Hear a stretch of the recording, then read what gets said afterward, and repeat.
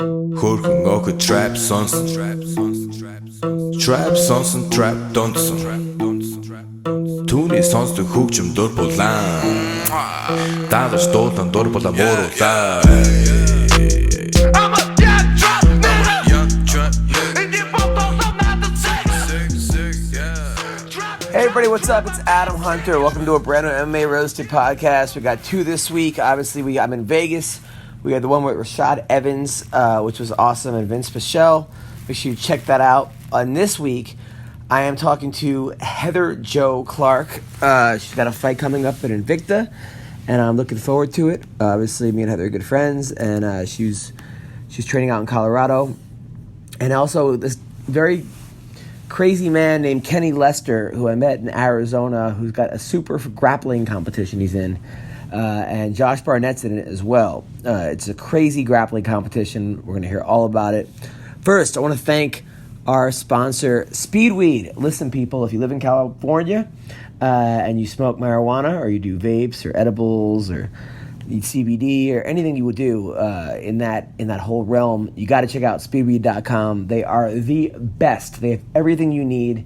They will deliver it right to you. You don't have to go to the dispensary and wait online and have to show them, the whole thing, and you show your ID, and then you go there, you got to sign in. It's like a whole thing, and then you got to meet people, burn gas. It's a pain in the ass. Listen, you get pizza delivered, Chinese food, well, now marijuana, and it'll save your time, and it's great. So go to speedweed.com, mention Roasted, you get $10 off orders $100 or more. Also, listen, people, sexual performance issues is way more common than you think. Over 25% of new ED cases are guys under the age of 40. 40% of men by the age of 40 struggle with not being able to get and maintain an erection. I hear my friends tell me all about it. Has not happened to me because my wife is super hot and I love her and I'm attracted to her. But that shit goes down with other people. Maybe you, nothing to be embarrassed about. And guess what? Now, 4hims.com is a one-stop shop for hair loss, skincare, sexual wellness for men. Yes, guys, we got this. They get well-known generic equivalent to name brand prescriptions to help you combat erectile dysfunction. No snake oil pills or gas station counter supplements. Why are you even doing that? You go to a gas station, fill your car up with gas. Don't fill your penis up with things behind. I mean, just you don't have to do that. Come on, people. Let's get smart. Go to 4hims.com. There's no waiting room, no awkward doctor visits, no lines. You can save hours by going to 4hims.com. Answer a few quick questions and chat with the doctor for confidential review. Products are shipped directly to your door. Severe ED isn't just a case for rich old men in bathtubs. It affects men in their 30s and 40s. Listen, it happens. Nothing to be ashamed about, but get yourself together. Go to 4hims.com. Check it out. You could try Hims for a month today for just $5. $5. Come on, people. We'll get you started for just $5 while supplies last. See the website for full details. This would cost hundreds if you went to the doctor for a pharmacy. So go to 4hims.com/MMA Roasted. That's 4hims.com/MMA Roasted. 4hims.com/MMA Roasted. Now let's talk to Heather and see how she's doing.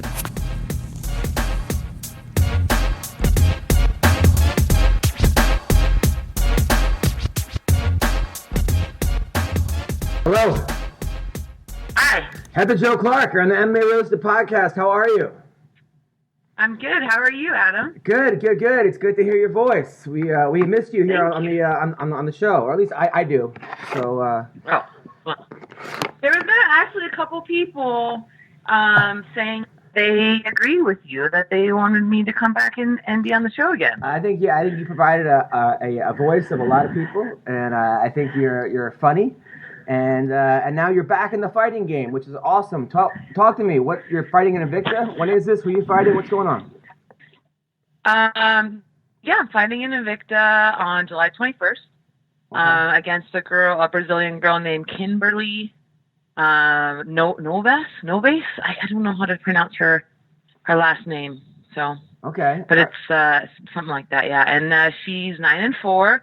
So she got a good record. She's been in the game a long time, has some notable wins, so Yeah, I'm up for the challenge. I'm excited. I think that, you know, I look the best when I'm fighting tough, skilled opponents. So yeah, I'm looking to shine and shine bright. Now, and where is this fight? It's in Kansas City. Nice, good. All right, so a lot's changed. So here's what it's very weird. So here's what happened. On New Year's Eve a year ago, actually, it might have been a year and a half, maybe a year. I think it was. No, it was this last New Year's year. Eve. I get a picture from you and my friend Connor. Okay, Connor Hune. It was Christmas though, actually, not New Year's. It was Christmas. We met on Christmas. Well, we reconnected on Christmas Eve. Christmas. So Connor was. It was Christmas Day. Christmas Day. Yeah. Connor was an old friend of mine. Oh, he used to coach wrestling. He was my old wrestling coach. We were like actually a really, really good friend of mine. And I see you guys like in bed together. And you sent me a picture. No, it was not in bed together. We were like sitting in the kitchen. Maybe the way I looked at it, you guys were in bed together. Okay. And I'm like, okay, this is a joke. This is like, aha, you guys got me. Like, these are like, it's like when you meet two friends from different parts of the world, you're like, wait, what's going on? And then he sent me the same picture, and he's not the kind of guy to do that. So I'm like, all right, this is weird. So 3 days later, he did. He sent you the same picture. Yeah. I didn't know that. 3 days later, you text me going, I'm madly in love. This is the greatest guy. This is my soulmate. And since then, you've been going strong. How did this happen? What's going on? Well, the short story is, we knew each other back in the day at Jackson Winks. And Benny, where are you going? My dog's got a mind of his own. So we knew each other. Obviously, I had heard you talk about him so many times and about how great of a guy he is. And, but he was married, for a long time. And was with this other girl. So like every time I was up in Colorado, when I wasn't, with my ex-boyfriend, I always wanted to, hit him up. And I was like, oh wait, he's in a relationship. So I never did. And then I was here for Christmas visiting my dad in Colorado, and I was on Bumble because I was actually thinking like, oh well, maybe I'll move up here. I was looking for a new gym. My coach had passed away in December. Just like a week, 10 days before that, right? So I was pretty bummed out, and I didn't really want to, I was like kind of isolating myself. I didn't want to go see my dad, even at his girlfriend's. Like I didn't even go there for Christmas. I was just like a wreck. I honestly was, I was just really down and out. And so then I was just like, oh shit, I'm bored. I'm going to go on Bumble and I'm going to see what kind of guys are out here in Denver. Now, were you looking to get laid, or were you looking to actually meet somebody? No, I wasn't. Just looking for like a conversation. You're in your 40s. Okay. You have needs. I'm not in my 40s. All right, go on. You're actually older than me. Okay. Just to remind you when you try to say stuff about my age. Right, go on. And so I was just bored, and I was looking for like someone to maybe go have coffee with, or someone else that was like not with their, family for Christmas. I don't know. I just really just was curious. So I went on, didn't really talk to anybody. And then I get an Instagram message from Connor like, hey, I saw you on Bumble. Didn't know you were in Colorado. Didn't know you were single. Want to hang out. Right. And I was just ecstatic. I was like, oh my God, wow, super cool. Like I always thought he was, really good looking guy, and heard great things from you. And I was like, this is perfect. So we hung out on Christmas Eve. He came over to my brother's house, and we went in the jacuzzi, and I was getting in the jacuzzi, and he's like, what the heck? Why does this girl have my nickname tattooed on her back? Oh, wow. Yeah. Right. So I think that's when he knew it was meant to be. You guys, it's so funny because you guys are a lot different, but a lot alike. And like sometimes when you meet somebody, you have enough differences to make it work. Because I look at you and like you're this like soup. You have both of you have huge hearts. You have a huge heart, and both of you are just like nice people and good people at the core. But you're like a very neurotic Jewish, sweet, overbearing, like nervous. Wow. Fun, but like at the same time you fight, so you're not that neurotic. It's like you have all these, and then he is like this fucking wild man who is this like loner, but like popular, but does his own thing, but just, and you guys both have daddy issues, so I can see why it works. No, first of all, I think Connor's changed a lot and over the years. he's not that wild anymore. Like, he's very almost domesticated. Like, he works so much. He works like 45 hours. What? Almost domesticated? No, I don't want to say almost, like almost in the full sense of the word. Like, right. He's not totally, like, he's still young and wants to enjoy himself and that kind of stuff. But like he's we don't have kids, but we have dogs, and like so we have those responsibilities and stuff. Yeah. But no, he's really he's great. He's not the wild man I think that I've heard stories about. Yeah. And I've obviously calmed down. And then our dogs, like he's got a female, smaller than my dog named Bugsy, and then I got Benny, and they're like in love. These two are inseparable. It's so amazing, and they play so well together, and they really bring out the best in each other. Me and Connor used to coach wrestling together, and it was back when he had ACL surgery. I think I actually knew both of you guys after your ACL surgeries.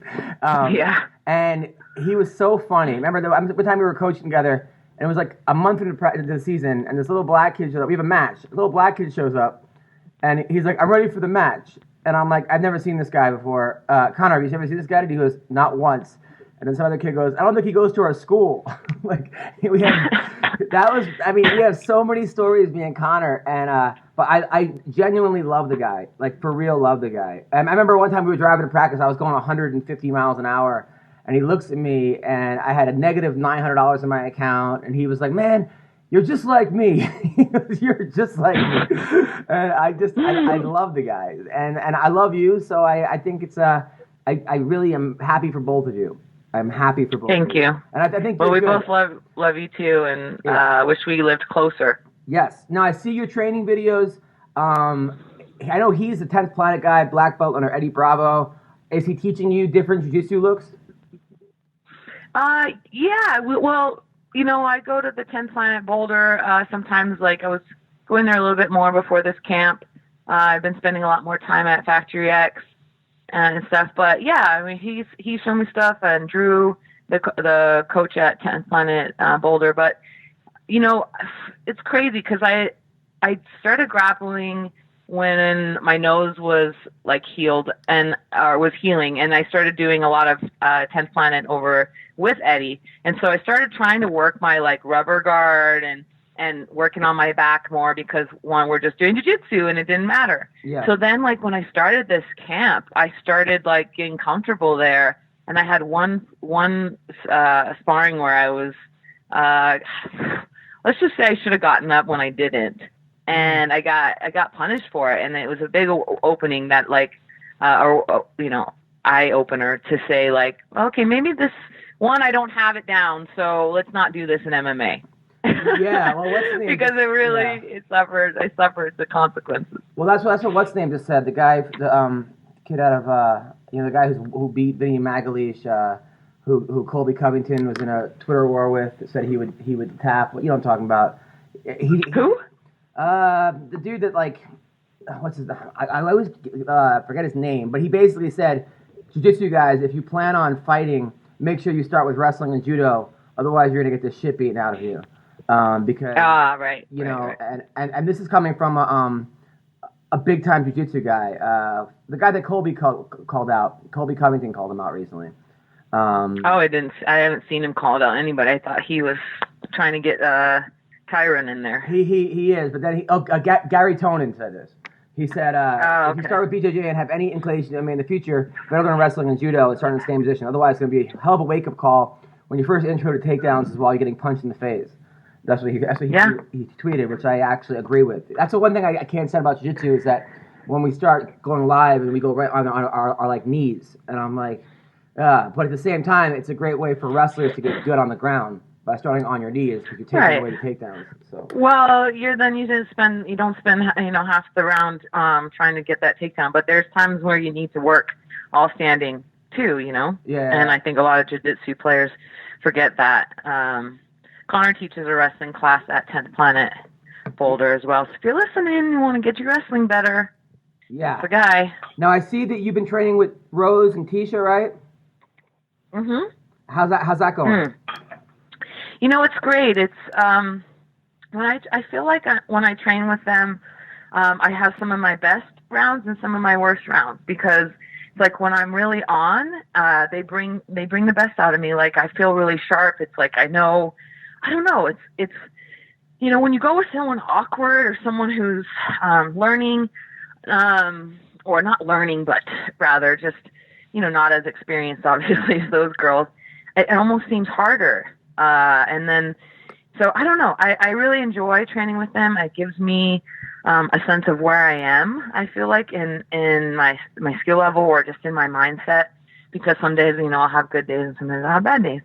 But I really enjoy. I mean, Tisha and Rose both are just amazing people. I love them both, and really enjoy just being around them. So anytime I can get training in with them is awesome, Now, there was a time that you were thinking about hanging it up, right? There was a time you were like, well, I don't know what I'm going to do, and this and that. How hard was it to transition back into fighting, and was it an ego thing? Not that Invicta's bad, it's amazing, but going down from UFC back to Invicta. Yeah, I mean, at first, you kind of think of it, you can think of it that way. But then I started thinking about it, Adam, and I was like, God, I've always wanted to fight for Invicta. Why? Because they've done something no one else has done in the sport. And this is like putting women in the forefront of MMA. And it's not that, it's like the promotion is super high level. They put on amazing shows, amazing quality. And I want to be a part of that. I want to be able to say that I was able to fight for that organization and be a part of, kind of this pioneer organization. So, am I getting paid a little bit? Yes. A little bit less? Yes. Am I getting, a little bit less audience? Sure. But I'm still getting to put myself out there against high level opponents, and on a professional level, and where people can watch it online. And so to me, I don't see it like that. It's like, it's still a really, really fantastic place to be. So I'm really honored to be there. And I'm not just saying that. Like, I truly feel that it's going to be a remarkable memory. You also didn't have, a lot of these guys that fight, they have 15, 20 fights before the UFC. I mean, you had right. 7 or 8? I mean, it wasn't like you had this huge... I think I had more than that. I don't know, maybe but like 10. I'm saying it's not like it's... I had 10, 11. I had 11. I think I had 11, yeah. You had 11 fights, but that's still not that much before you get to the UFC. Most fighters have more fighters, more fights for the UFC. And but not women. I feel like saying, the women... I'm saying fighters in general. I don't think I'm going to step back. And I also think that, you if you go out there and murder this girl or have a great showing, the UFC's, there aren't that many female fighters that they could call that they know are going to put on a good show. So you're basically one phone call away from getting back up to the big show. And you know what? I tell you, on that Invicta card, you might have just as many fights that you would have on viewers that you would on like Fight Pass. Would you fight on Fight Pass? Yeah, it's true. It's true. It could be just as many. And like I've been really thankful. I posted like something saying, "Hey, anyone want to sponsor me?" So something I haven't been able to do in a while. Not having banners or sponsors on the shorts or whatever. And I've already made some money. Like, just some really great people reached out and, would have never thought. Right. So, that's true. Yeah, it's really cool to be able to do that and get that support and just see, like, all the different walks of life of people like, hey, yeah, I'll put my logo on you. I just got a law firm from Florida that is like, putting their logo on me. So it's like, text me what you're going to say. If you text me something, I'll post something for you saying you're looking for a sponsor. And I got 73,000 people, so some people will probably hit you up. Just text me what you want me to write, and I will do it. Okay. Thanks, Adam. Yeah, that'd be great. I think that it's an opportunity to shine and to really, I don't know. I feel like, I'm trying to get mentally prepared for it in the sense of like, this is my first fight with this team, with this organization, without my coach, without my dad. My dad's going to be the first fight in my career. My dad's not going to be there. Why? So the whole thing with my eye and the risk of it, which is, such a small risk, but there's a risk, and he doesn't agree with it. He doesn't he doesn't want to be a part of it. Like, he's come and watched me spar, and he's come down to the gym, and we're still, close, but he just doesn't want to be there and be a part of it. So that's going to be a little bit different. But this is the guy that when you were 12 took you to a fight and told you to fight the girl and her. Yeah. I mean, so. And then started fighting the brother or the boyfriend. Yeah, I mean, and not only that, I mean, my dad is like, he comes over. This is the funniest thing. Thank God my coach has got a sense of humor. But he comes over to the gym to meet my coach and to see the gym for the first time. And he walks up to my coach. I'm already on the mat, and he's like, "Hey, I'm Heather's dad. I just wanted to introduce myself and ask you a question." And Mark's like, "Sure, what's up?" He's like, "Well, if we were, to get in that cage and fight right now, like, how would you beat me?" and Mark's answer was great. He said, "The only way, you're going to beat me is if you turn around and walk away right now." And my dad's like, kind of like, and I don't know the real story because my dad gets a little cocky when he starts telling it and saying stuff like, "Oh, well, you don't know, I could have a 45 in my pocket right now." It's God. like, the Marine comes out, and then he was just like, "No, I need to know, what are your weaknesses and what are your strengths because you're training my daughter," and just like, that's a good dad. But I was so embarrassed. You know what? They probably understand you a lot more though after they meet him.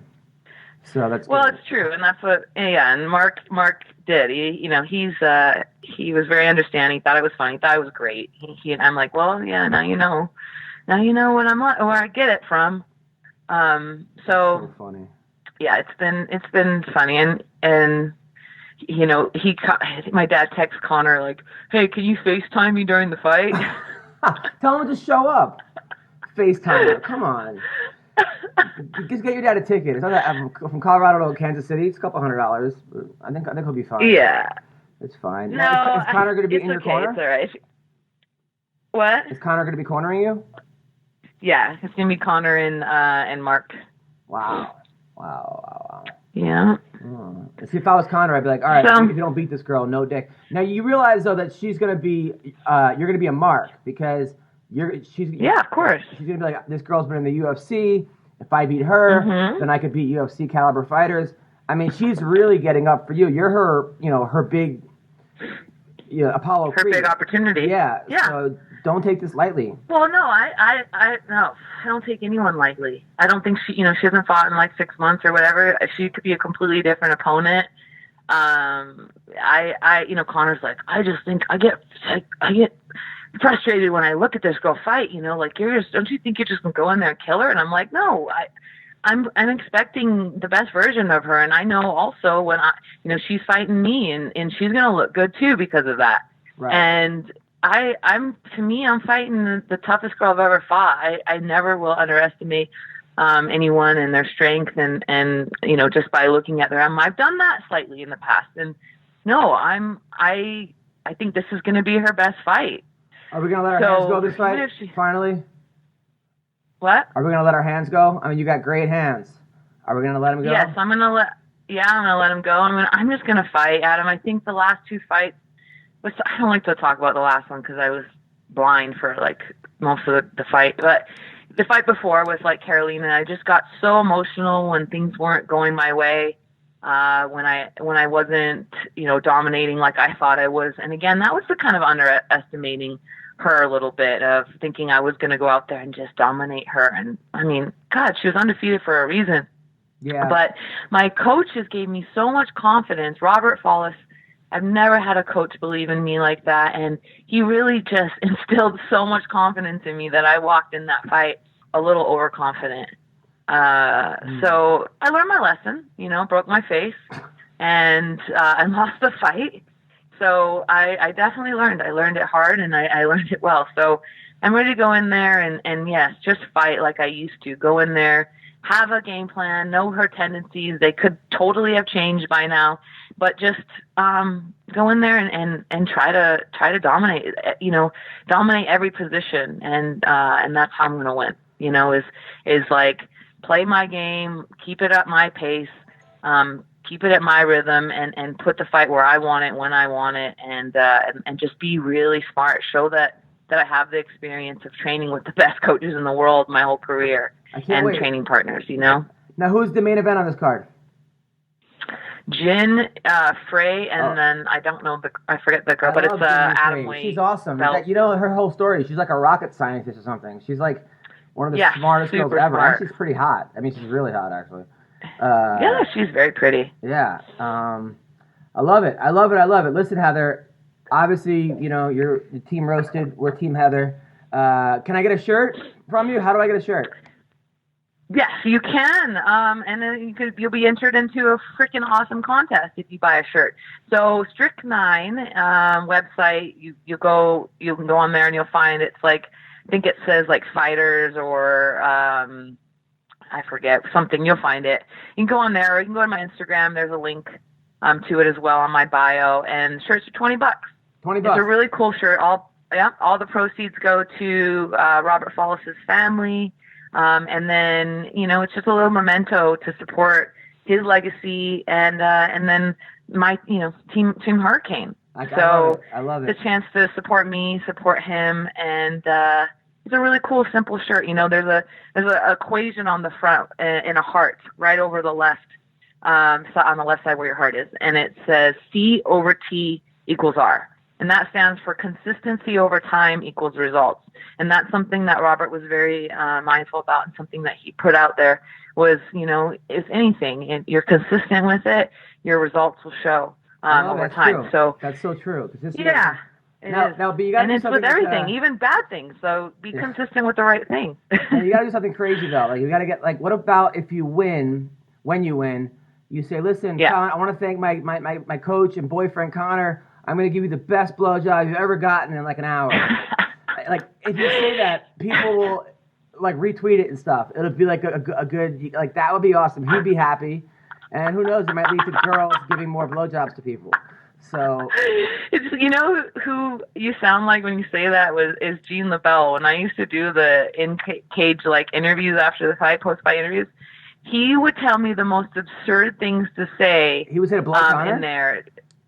What? Gene was tell you to give guys blowjobs. Judo Gene would say this. No, but he would say stuff like, "You should hit on the guy. You should ask him out. You should." One of the things was like, "I've been to 3 all-night gas stations and 2 rodeos, and I ain't never seen a fight like that." Yeah, he's right. I'm telling you, if you say, "Listen, Connor, get ready. I'm giving you the best blowjob ever. You're not going to last 1 round, or you're not going to last longer than my opponent." I'm telling you, it will get lots of people talking. All right. If I get the knockout, Adam, I'll do it. Oh, wow. Listen, fans, okay? Hashtag Heather blows Connor. Okay, so put that out there. If you're listening to the podcast. I'll say if I get the knockout, I'll say you thought that was fast. Yeah. Wait till Connor nuts all over my face later. So I'm telling you, people will start talking. You'll get the call right after UFC. You'll get 3 contracts that night from UFC, Bellator, and who knows, Lakers or something. So yeah, but probably for the wrong reason. Oh, whatever. They won't be offering me contracts. No, I'm just kidding. Probably a good point. Listen, well, thank you, Heather. You're the best. Can't wait to see your fight in a couple weeks. Thanks, Adam. I appreciate it, and I know you'll be watching, so I'll hear from you afterwards. Definitely. Take care. Bye.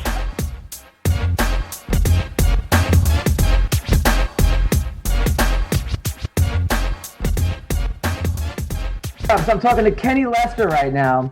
Kenny was a guy I met in Arizona, one of the craziest human beings I met in my life.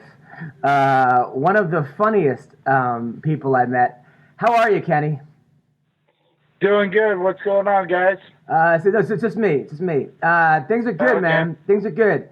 So when I met you, you were in Arizona and you were wrestling for University of Arizona, but you had been kicked off the team, or you were on the team, but you weren't, or you were ineligible. Like, what was your wrestling background? You were one of the best in the country in high school, right?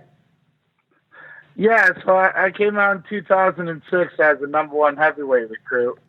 Won the Ironman, won the Junior Nationals, yada yada. Did the whole circuit, and when I got to Arizona State, a year after I got there, the program got dropped, and kind of during the shuffle, a few guys transferred out. Colby Covington kind of signed with us. He actually wound up going up to Oregon State. We had another kid go to the University of Missouri. Another prospect, T. Edwards, he wound up transferring to Old Dominion. And I actually wound up working my way towards the football roster. I rode the bench with Jack Elway and Brock Osweiler till he got the starting spot, and has been doing a fantastic job keeping paychecks in the NFL since then. But after that, during that whole transition, kind of got into the whole affiliate marketing thing and whatnot, and started just concentrating more on, limousine riding and jet flying than wrestling. But when you came back in town, Zeke had taken over the program. Things were getting back on track, and my people, the American Samoans, needed me to step up, so got back to training. Yeah, so that's what I was. So that was one of the funniest things. So at the time, you were in wrestling, and then you're like, you know what? You found out that you were 1/8 America Samoa, which I didn't even know what American Samoa was. I guess that's a small country. Where is this country? It's an island about 8 hours away from Hawaii. Basically, the halfway point between Hawaii and Australia. Right. Just about a tenth of the size of Guam. That it's a U.S. territory, and I think me and Rachel Dozell both got our DNA test done at the same spot. Things checked out, and I got to be Samoan for the Olympic cycle. Yeah, so you found out that you were 1/8 America Samoan, so you started the wrestling program over there, and you were automatically on the Olympic team because there was no Olympic team. So you represented, right? Is that what happened? Well, so we had to make it to the qualifiers. So I made it through the very deep Oceanic Championships. How many people were there? Taking on the great islands of Fiji, Tahiti, Tonga, Palau, Nauru, and a few Australians. And then we were at it. We were at the World Championships in Vegas in 2015. Now, did you actually wrestle any matches against the Island Championships? No. So the Island Championships, it was a full bracket. Went through an 8-man bracket to get to the finals, and then had a decently tough guy in the finals. He was a D2 All-American. Oh, okay. So, but you did. Yeah. But you ended up winning that. You won the whole thing, and you went to the Olympic qualifiers. And how did you do then? Won the qualifiers, went to, and I felt like I had a decent showing at the World Championships. I went 1-1. Didn't get carried through the bracket to the Wrestlebacks, but that was okay. Unfortunately, the Olympic Committee didn't quite agree with my Samoan heritage quite as much as the World Championship Committee did. So they said I was going to have to sit out another 6 years. So that effectively ended that run. Well, because when you look at you, your blonde hair, blue eyes, you don't look Samoan at all. So were people like laughing when you were representing America Samoa? You know what? They didn't understand. I had a lot of Samoan in my heart. Maybe a few. Maybe a few tattoos would have helped. Spray tan gun definitely would have helped. But besides that, they weren't the smallest girls I'd ever dated. Definitely have done better, but it was a good time. I really enjoy the island, and I still help out as much as I can with them. It's a great.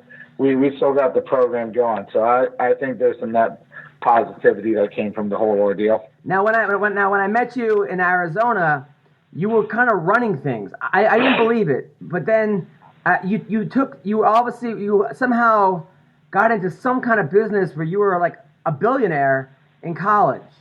Like, what were you doing? Like, what the hell was going on?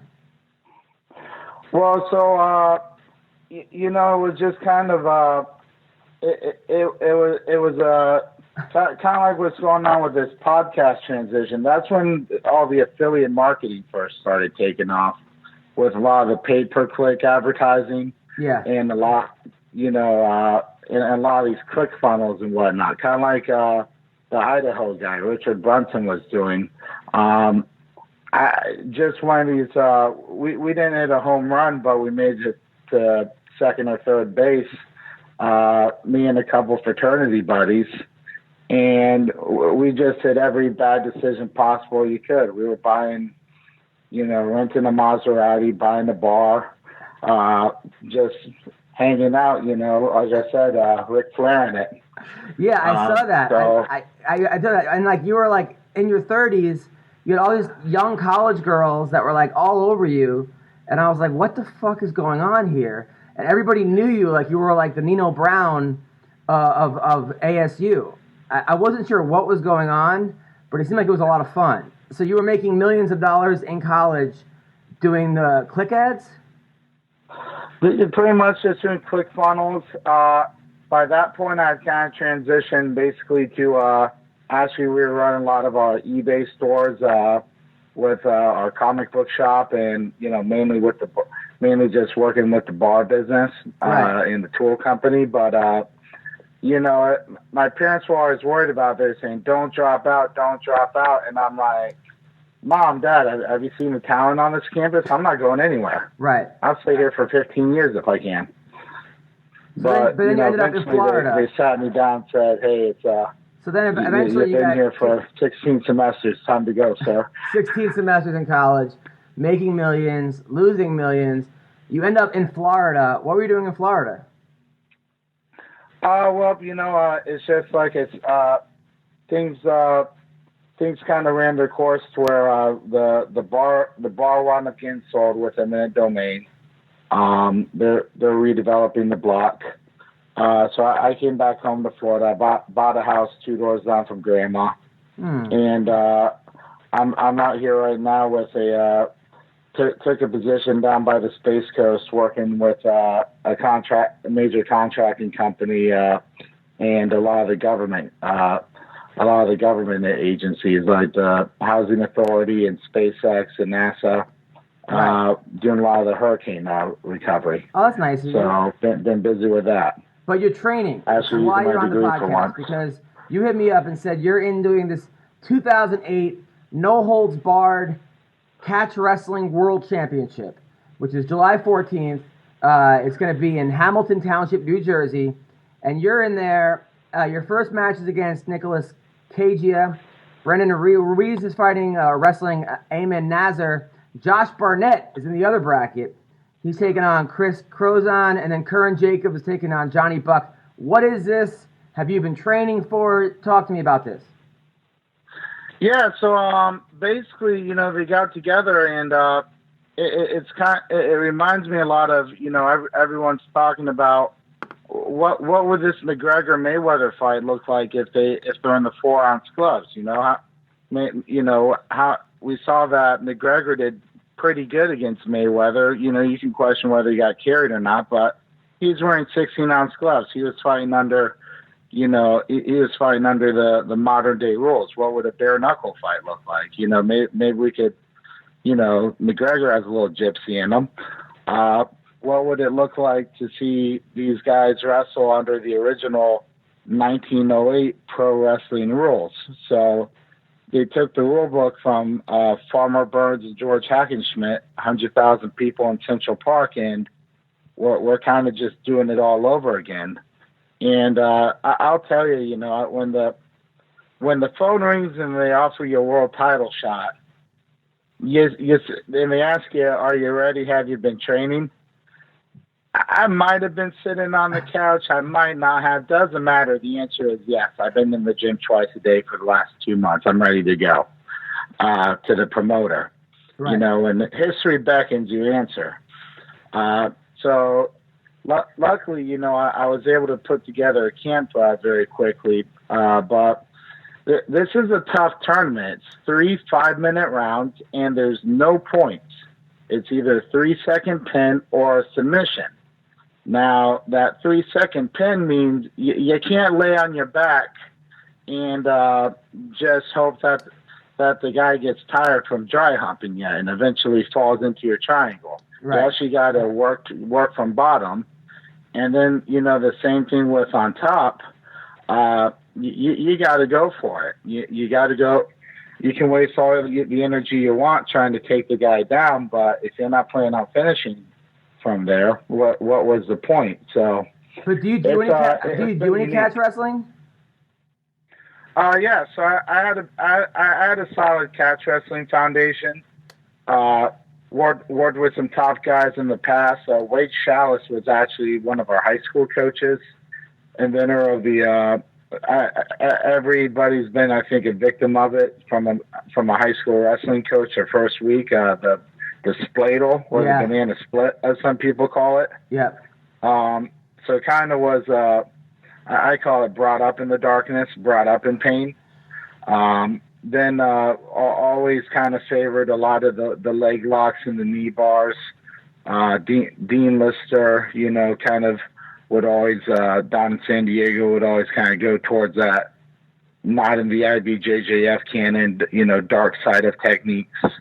But then once it went into full-on catch, it's been fun. There's just going to get to use a lot. The game changes a lot when you really open up your technique with neck cranks and spine cranks and some of these other additional moves. But what belt are you in jiu-jitsu? Right now in Brazilian Jiu-Jitsu, I'm a brown belt with 1 stripe on it. Oh, wow. Under who? Been doing it for 15 years. Under who? Got my brown belt under Tiago Jimenez. That's a De La Riva school with Seth Petrozelli and Mike Lee in the Jungle. Oh, wow. Wow, those are good guys. Yep. So now, but I mean, no disrespect, but Josh Barnett is world. I mean, he's unbelievable. I mean, he's one of the best in the world. I mean, he tapped. I mean, Dean Lister, right? Didn't he? He tapped Dean Lister. How are you going to do it against Josh? He caught him in a headlock. How are you going to do it against Josh Barnett? Going to be taking this one match at a time, but I think the real question you ought to be asking me, Adam, is how's Josh Barnett going to do with me?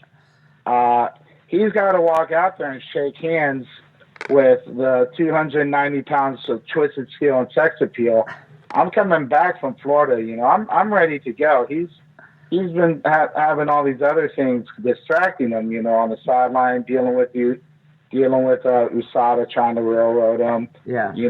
He's the one who's been jet flying, doing all the international, doing all his international clinics and whatnot. I've been in the gym focusing and grinding. But what's your record in catch wrestling? Great camp put together. He's got to get my shoulders on the mat. Now, that goes back to Greco-Roman. He had some success against a 220-pounder like Randy Couture, but now he's got 290 pounds of a elite Greco wrestler to tie up with. But what's your record in catch wrestling? 5-0. 5-0. I've had Okay. 5 actual what I would consider to be catch matches. Nice. Okay. Now, who's this Nicholas Kagia, the guy you're going to get in first place? He has. Looking at his picture, he has 6 medals around his neck. You know what? He's what I consider to be the ghost of Christmas future if I don't clean up my diet and make a little better health decisions down the road. I don't understand this. He's about 340-pound old horse from New Jersey with a big old belly that he'll put it on you and crush you if you're not ready for it. Right. He actually has a pretty notorious win over Matt Mitrione, where Matt got held down and couldn't do anything about it in a grappler's quest and was upset to lose the decision. And I was watching the video and I had a post on it to Mitrione, and I'm like, buddy, if we were going to have to charge somebody with rape, Nick would be leaving the arena in handcuffs, and you'd be a part of the Me Too movement. You lost. Wow. So Nick's a tough guy. He's been competing on the East Coast. Real strong old school wrestling base. Knows his position well. Probably forgot more technique than most people have ever learned. Just gonna have to put the old lion to sleep right off the bat. And then after that, you turn around and you got the 3-time world champ, Brandon Ruiz or Nazir coming right at you. Yeah, who are these guys? Brandon Ruiz, he's the brother with Justin Ruiz, former world medalist. He's a Mark Schultz, Brigham Young product, Pedro Sauer black belt. Wow. 3-time Team USA world champion for grappling. He's a tough guy, and I'll be frank, it's one of those deals where coming through the Sunkist system, he was the guy who would beat you up when you're a 17, 18-year-old trying to break into the Greco ranks. So I'm looking forward to trying to beat up the old man. And now who's Amin Nazar? Nazar, it's just one of these, it's one of these Russians where he's kind of jumped around from country to country. I guess they got a UK passport tag on him for this event. He's a tough Sambo guy. Won a lot of international events on the Eastern European ADCC scene. Seems like he's got some fancy ankle locks and whatnot. He can't handle this American toughness. I'm not too worried about it. And then, real quick, who's Chris Kozan, Curran Jacobs, and Johnny Buck? Chris Kozan's one of the top products to come out of England, the Wigan School. He's just a classic catch-can wrestler, basically from the homeland. He said, if I'm hopping on the plane, if I'm flying across the pond to dance, I want to dance with the top guy first round. So he called out Garnett right off the bat, and I give him a lot of respect for that. Wow. Johnny Buck was a SoCon all-star wrestler, and Curran Jacobs was a top Big Ten athlete who trash-talked his way into the bracket.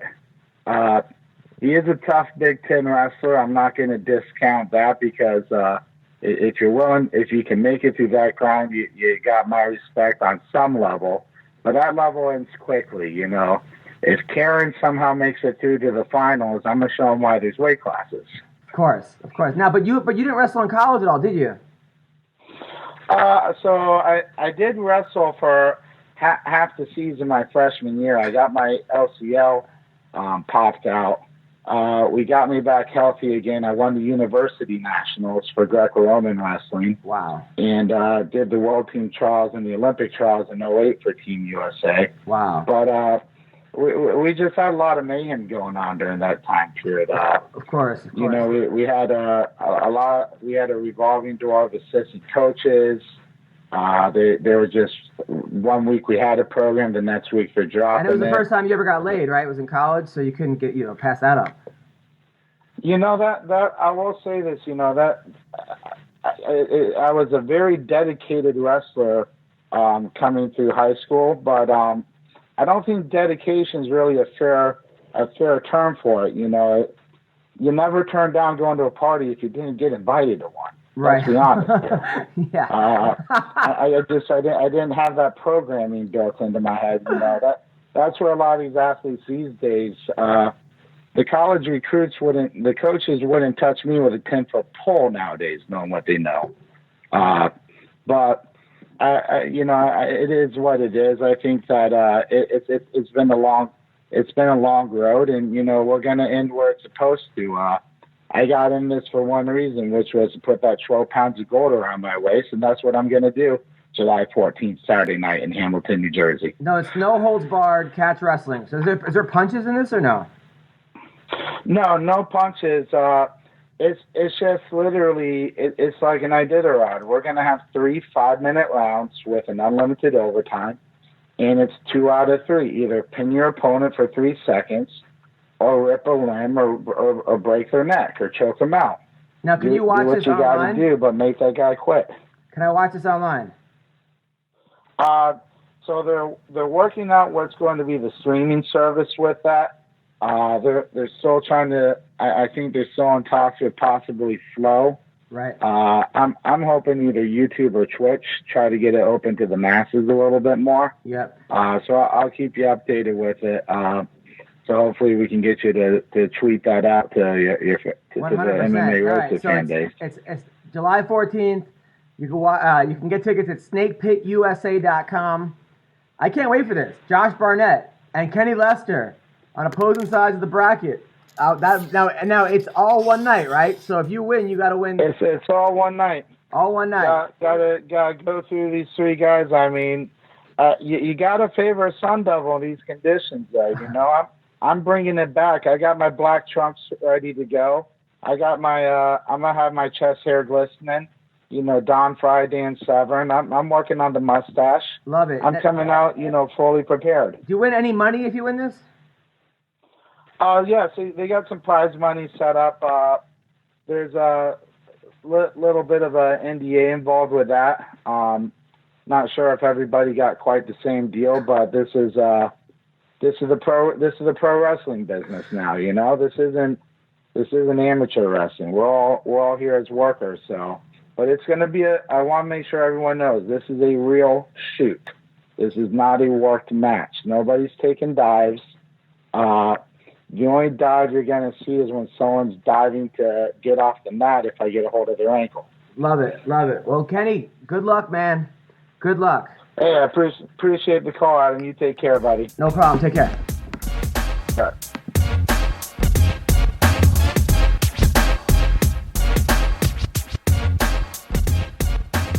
Well, listen, thank you, Kenny Lester, and thank you, Heather, for being on the podcast today.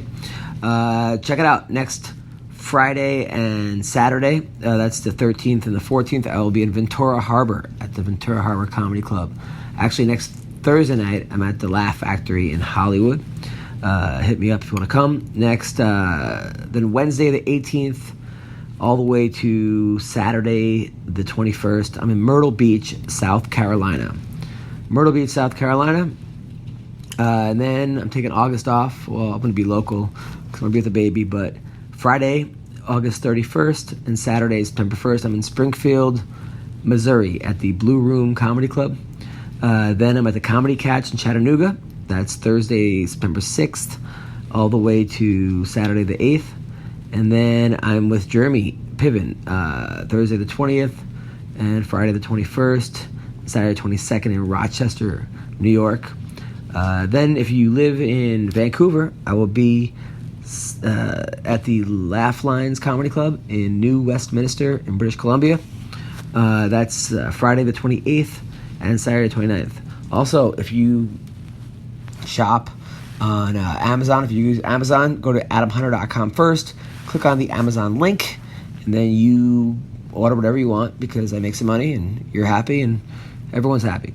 Also, if you live in Iowa, in Des Moines, October 4th through the 6th, I'm headlining the Funny Moan in Des Moines. Well, thank you for checking out the podcast. I hope you guys all have a great week and a great life. Bye-bye. Trap sonsen, trap dansen. Түүний сонсдог хөгжим дур булаан. Даалж дуулан дур булаа мууруулаа.